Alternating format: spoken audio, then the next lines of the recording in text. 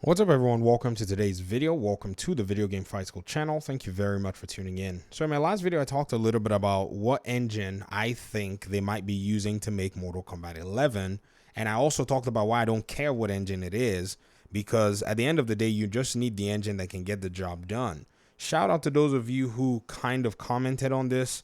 And I think we need to dig a little further into it because honestly, the engine doesn't necessarily matter. If you're making your video game, what matters is the video game itself. Now, I got a few comments. Someone said, don't do this, please. It's obviously UE5, Unreal Engine 5. Stop the speculating. Titanium, shout out to you, but we don't have a confirmation of the engine that they're using to make Mortal Kombat 1. Also, Lumzo Gaming said probably 5, and this is something surrounding EA's partnership. Targaryen, I think, said a game as massive as MK. If Epic wanted NRS to use it to develop MK1, they would have given them access well before its release so that they had adequate time to implement its overall usage. These teams are not stupid. NRS would want to use the latest and greatest, not an old engine that will be quite old by the time MK11 would have been released. That would mean that Tekken 8 is using Unreal Engine 5, but not MK11. What? That doesn't make sense. Both games had to have been developed around the same time, but one is using Unreal Engine 5 and not the other. It's goofy logic to believe MK11 wouldn't use it as well.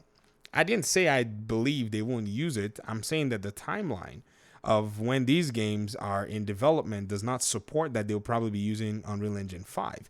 In fact, I made a mistake in my other video. I thought they used Unreal Engine 4 to make MK11. Actually, it's Unreal Engine 3, a modified version of the game, not Unreal Engine 4. Modified version of Unreal Engine 3, was used to make Mortal Kombat 11. This even proves further that teams don't necessarily change their tools as much as people would think.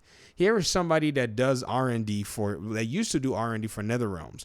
This is John Greenberg, and I think this was in 2019. March of 2019, just right before the game came out, MK11, there's a tweet here by this person that says, to whoever keeps changing the Mortal Kombat 11 Wikipedia page to claim the game uses Unreal Engine 4. While I appreciate the intention and while we take this as a compliment, MK11 is built on NRS's custom UE3 version. And yes, our version of UE3 is radically different from Epic's at this point. Many people don't really know a lot about UE3. There is a guy on Twitter here. If you want to, kind of check out stuff about UE3, his name is Mike Prinka. He's been in the Unreal Engine side for a long time. He wrote a book about the Unreal Engine 3 SDK, which is not available to the public. That was an SDK that companies had to buy into. It's literally like $1 million product. So why NRS has probably not given up this product is because they've been able to gain support and build upon it and modify it. And that investment to buy that SDK and use it makes sense for them. They already have their assets. They have the way their game functions. So it seems to me that this is a sensible thing to do. To move all of those things to a new engine is a whole different task by itself.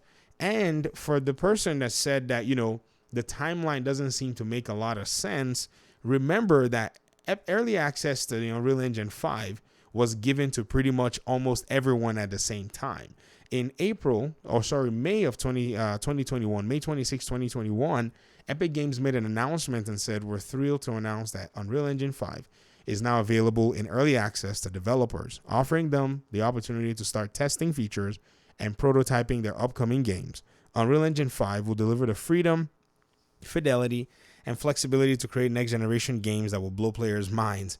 They didn't say anything about performance here. Groundbreaking new features such as Nanite Lumen provide generational leap in visual fidelity, while the new world partition system enables the creation of expansive worlds with scalable content. I mentioned this in my last video. Guys, I've been following Unreal Engine before they even released the first set of Unreal Engine test kits for everyone. Unreal Engine 5 test kits, and I kind of knew exactly why Epic was moving to Unreal Engine 5 to emphasize the creation of open worlds. Mortal Kombat is not an open world game by any stretch, so it wouldn't probably benefit too much from the engine, but we don't know if they're using it. They may be using it. I'm just saying that, someone said that the version would have probably been given to them and so on and so forth. If you even go ahead and look at, say, Star Wars Jedi Fallen Order, there's an interview here with the IGN bloke here on Jedi Survivor, and they were basically interviewing Sig Asmussen. He is the creative director, the game director of the Jedi games from these two titles so far. I remember one of the interviews that they had with him. I don't know if it was IGN or if it was another outlet for Jedi Fallen Order, and they asked them, why did you guys use Unreal Engine instead of Frostbite? Because this is a game being published by EA, and you guys remember Frostbite was the engine that pretty much was that was claimed to have tanked Anthem, because Frostbite was developed for the way it was made. It was developed for Battlefield.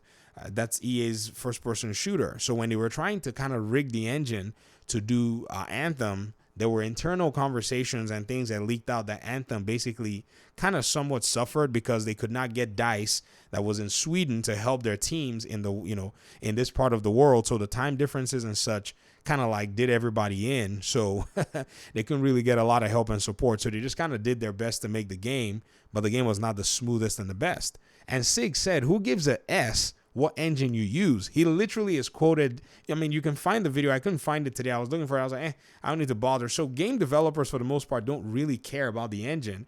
But when he gave a little bit more context, he said the reason to use Unreal Engine is because a lot of developers actually do know how to use the engine, because the engine is free, and many people can download it and learn. They go to school, they use it in school. Some engine developers would learn it on their own. So these are things that you just have to consider when it comes to the whole conversation. But I think it's pretty cool because Unreal Engine 3, as much as people may think the newest thing is the best, it's actually a really powerful engine. I mean, you guys have seen some games and you've played some games and loved some games that came from Unreal Engine 3. You probably won't believe it, but Arkham Knight was developed on Unreal Engine 3.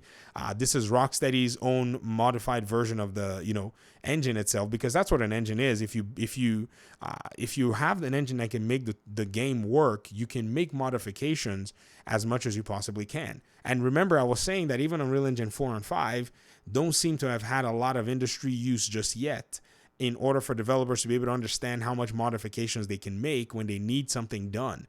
So the tool that can get the job done is a tool that you use. Even though, what's the name? Tekken 8 may be using Unreal Engine 5. That is the, choice of the developers. They could have decided, let's go ahead and use Unreal Engine 5 because that's, what we want to pursue. And that's perfectly fine. Bandai Namco's, team and NetherRealms, they do things differently. They've never really, tried to compete or one up each other when it comes to, what engine we're using. Mortal Kombat 11 was still the 5th highest selling game in 2019 and maintained a high selling spot in 2020. So nobody cared about game engine. I think once people started to see, Epic Games talk about their Unreal Engine and do some showcase with it, everybody started getting more and more interested. And yes, the engines, they have the capability to do some really cool stuff, but don't be carried away until developers test it out, make games on it and publish games on it without having issues. Then people can start getting more and more comfortable. The new games that are coming out on it, they're all going to be the test subjects. They're going to be the guinea pigs in order for us to be able to see how this engine is going to basically get the game done. Plus, the engine doesn't even really matter. The art style of the game is kind of, more important. I mean, you saw the way people treated, Arkham Knight, and you saw the way people actually treated Gotham Knights. Right? Gotham Knights was made on Unreal Engine 4, but the art style was not too appealing to a lot of people because people just preferred the art style of Arkham Knight. So when people say, well, how's a game made from back in the day compared to a game made from today? It's the art style. It's the decision making of the developers that actually do go into factor into all these things. So thanks so much for you guys' comments. I appreciate you guys, your inputs and so on and so forth.